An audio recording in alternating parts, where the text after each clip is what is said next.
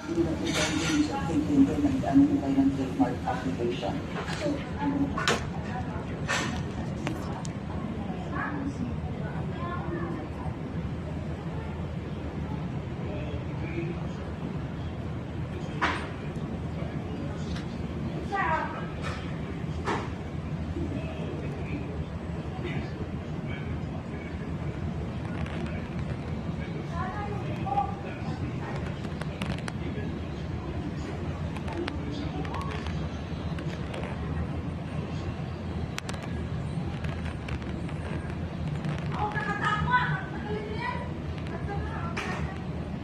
Layo pa yan. Layo na.